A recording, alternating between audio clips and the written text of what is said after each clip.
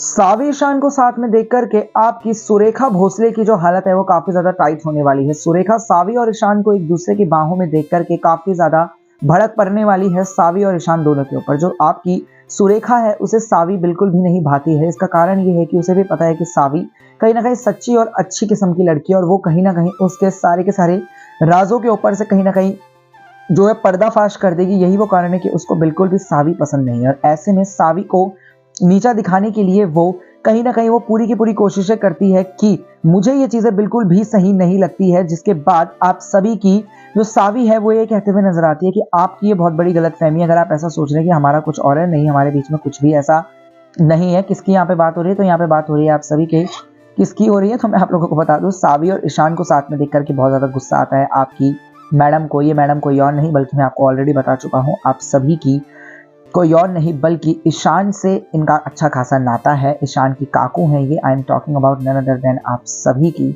Serial की main villain, जो दुर्वा के अलावा अगर कोई विलन है शो के अंदर तो सुरेखा भोसले ही है। तो सुरेखा जो है काफी ज्यादा गुस्सा पड़ती है जब वो सावी और ईशान को साथ में देखती है और सुरेखा ये कहते हुए नजर आती है कि ये लड़की मेरे ईशान से इतना ज्यादा क्यों चिपकती है, हमारे ईशान से आखिर इस लड़की को चाहिए क्या? ऐसी लड़कियों को तो अपने घर में घुसने ही नहीं देना चाहिए। जिस तरीके की ये लड़की है जो दूसरे लड़कों का इस्तेमाल करती है अपने फायदे के लिए, ऐसे लोगों से तो भगवान ही बचाए, राम ही बचाए। जिसके बाद काफी ज्यादा गुस्सा सावी को आ जाता है और सावी अपने सपोर्ट में वहां पे लड़ती है और सावी ये कहते हुए नजर आती है कि तुम्हारी हिम्मत भी कैसे हुई है सारी की सारी चीजें बोलने की? आपको लगता क्या है, आप खुद को समझती क्या है? आप कुछ भी बोलते रहेंगे और मैं उन चीजों को चुपचाप से सुन लूंगी तो ये आपकी बहुत बड़ी गलतफहमी है, क्योंकि मैं गलत नहीं हूँ और जब मैं खुद गलत नहीं हूँ तो मैं किसी भी फालतू लोगों की बातें नहीं सुनूंगी। मुझे ये चीज़ें बिल्कुल भी अच्छी नहीं लग रही हैं।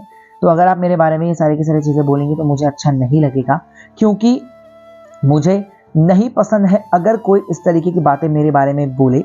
जिसके बाद आप सभी की ये जो मोहतरमा है वो ये कहते हुए नजर आती हैं कि आप जो कुछ बोलना चाहती हैं आप बोल लीजिए, लेकिन आप किसी के भी कैरेक्टर के ऊपर सवाल नहीं उठा सकती हैं। होंगी आप ईशान सर से जुड़ी हुई, लेकिन मैं आपसे नहीं डरने वाली हूँ, क्योंकि अगर आप गंद बकेंगी मेरे बारे में तो मैं भी चुपचाप से गंदगी को सुनने वालों में से बिल्कुल भी नहीं हूँ। मुझे ऐसी छोटी मोटी कली मत समझिएगा जो बेमतलब की बातों के ऊपर एकदम चुपचाप से आपकी बातों को सुन ले। मुझे